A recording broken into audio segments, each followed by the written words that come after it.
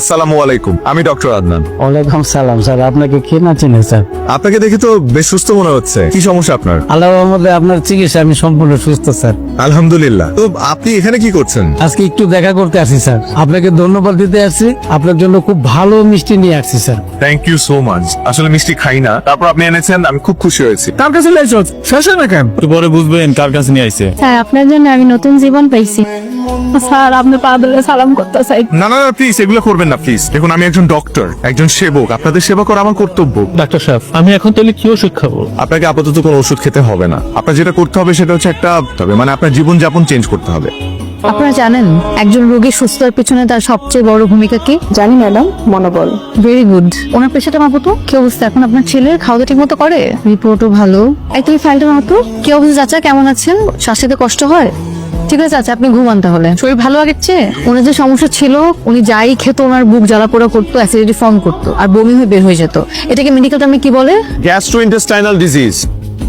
The clinical symptoms of this disease are abdominal pain, repeated diarrhea. আমার কথা তাহলে তোমার মনেও পড়ে? তোমার কি মনে হয় মনে পড়ে না? মনে পড়ে না। পেশেন্ট দেখতে আসছিলে নিশ্চয়ই, হুট করে আমার সাথে দেখা হয়ে গেল। তার মানে তুমি কি বলতে চাও, প্রফেশনাল লাইফের বাইরে আমার পার্সোনাল লাইফ বলে কিচ্ছু নেই? তোমার সাথে পরিচয় হওয়ার পর থেকে তো তাই দেখে আসছি। ম্যাডাম, তাহলে আমাদের প্রেম হলো কিভাবে বলেন তো? ভুলে গেছেন? গ্রুপ স্টাডি করতে করতে, নোটস শেয়ার করতে করতে আর স্কেলেটন নিয়ে পড়াশোনা করতে করতে। এবার মনে পড়েছে? হিউম্যান সাইকোলজি আপনি খুব ভালো বুঝলেও হিউম্যান বডি পার্টস আপনি একটু কম বোঝেন। নাহলে এত রাগ অভিমান করতেন না। ম্যাডাম, এত রাগ অভিমান করা হার্টের জন্য ক্ষতিকর। হার্টে প্রেসার পড়ে। আমার হার্ট নিয়ে আপনার এত ভাবতে হবে না, আপনি আপনার পেশেন্টের হার্ট নিয়ে ভাবে। সারা, আমাদের প্রফেশনটাই তো এরকম। আমরা বেঁচে থাকি অন্যকে বাঁচিয়ে রাখার জন্য। এই যে মানুষগুলো অসুস্থ হলে সবকিছু ছেড়ে ছুড়ে আমাদের কাছে চলে আসে আমাদের ভরসা করে, আর আমরা আমাদের সময়, জীবন, স্বপ্ন সবকিছু ত্যাগ করে তাদেরকে সুস্থ করে তুলি। এটা আমাদের দায়িত্ব না, কর্তব্য না? আন্দান, আমি জানি তুমি তোমার প্রফেশনে কতটা ডেডিকেটেড, এটা আমার চেয়ে ভালো আর কেউ জানে না। I always feel proud of you. আমার আর কিচ্ছু লাগবে না, আমাকে শুধু ভালোবাসলেই চলবে, বাকিটা আমি সামনে নিব। চলো। আদনান, এ সপ্তাহে কোথায় যাচ্ছ?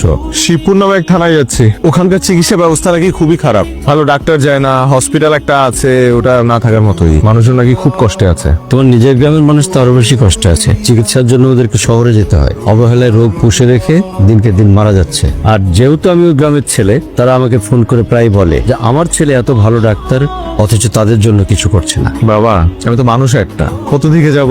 সপ্তাহে 6 দিন হসপিটালে ডিউটি করি, একদিন ছুটি পাই। সেই একদিনও আমি বিভিন্ন জেলায় ঘুরে বেড়াই সুবিধা বঞ্চিত মানুষদের সেবা দেওয়ার জন্য। এই কথা বলতে বাবা, আমি তো শুধুমাত্র আমার গ্রামের মানুষদের জন্য ডক্টর হইনি। আমি আমার সামর্থ্য অনুযায়ী দেশের মানুষদের সেবা করে যেতে চাই। তারপরে বাবা, তুমি যেহেতু বলেছো, আমি তোমার কথা রাখবো। আগামী মাসে আমি আমার পুরো টিম নিয়ে আমি আমাদের গ্রামের বাড়িতে যাবো। আমি তোমার কথা দিচ্ছি, প্রয়োজনে তোমাকেও নিয়ে যাবো। সেটাই করো, ওরা তোমাকে এক্সপেক্ট করে, তোমার তো দায়িত্ব সেটা।